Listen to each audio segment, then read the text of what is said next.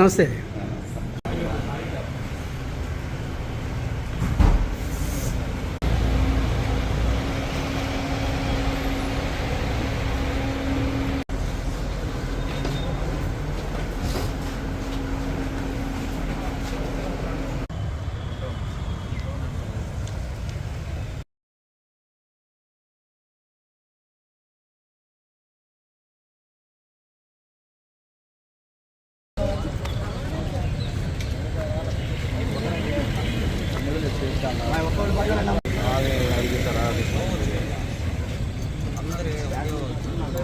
డబ్బులతో కట్టించబోతా ఉన్నారు.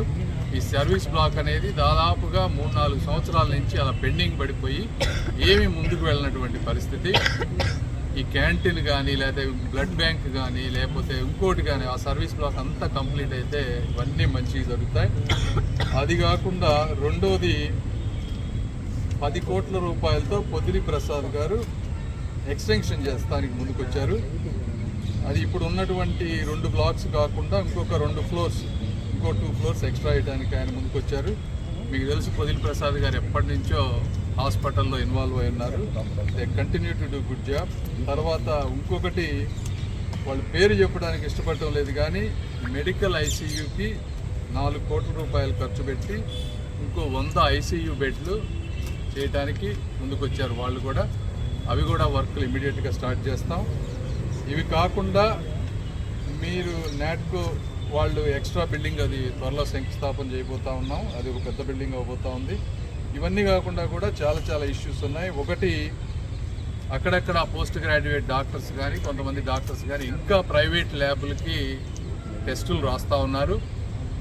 కమిటీలో ఇప్పుడు ఒక రిజల్యూషన్ తీసుకున్నది ఏంటి అంటే, ఇలా గనక చేస్తే కంప్లైంట్లు కనుక వస్తే వాళ్ళ శాలరీలో ప్రైవేటు వాళ్ళకి కట్టిన బిల్లు కట్ చేయాలని నిర్ణయించాం. సో డాక్టర్లు కానీ ఇంకొకళ్ళు కానీ దయచేసి మీరు పేద ప్రజల దగ్గర గవర్నమెంట్ హాస్పిటల్లో ఉండేటువంటి టెస్టుల్ని బయటికి రాయవద్దు.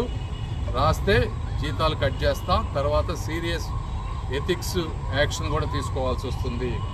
సో అదొకటి తప్పనిసరిగా చేయబోతా ఉన్నాం. పేదవాళ్ళకి అందరికీ కూడా మంచి జరుగుతుందని నేను భావిస్తూ ఉన్నాను. ఈ కార్యక్రమాన్ని చేసినటువంటి సూపరింటెండెంట్ గారికి, కలెక్టర్ గారు ముఖ్యంగా వాళ్ళు కూడా చాలా ఇనిషియేషన్ తీసుకోవటం, కమిటీ వాళ్ళు ఇలా అందరూ ముందుకొచ్చి ఇన్స్పైర్ అయ్యి దీన్ని వర్క్ చేస్తూ ఉన్నారు. కాబట్టి అందరికీ కూడా ఇంకొకసారి ధన్యవాదాలు తెలుపుకుంటూ ఉన్నాను. Thank you.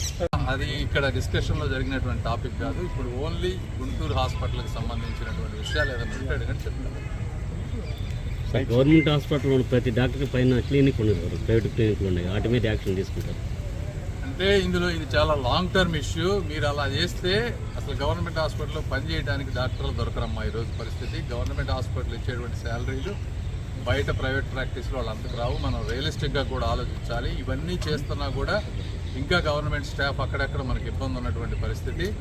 ఇవన్నీ లాంగ్ టర్మ్గా సిస్టమిక్ చేంజెస్ వచ్చినప్పుడు మాత్రమే పోతాయి. కాబట్టి మనం ఎక్కువగా బ్యాలెన్స్డ్గా వెళ్ళాల్సిన అవసరం ఉంది.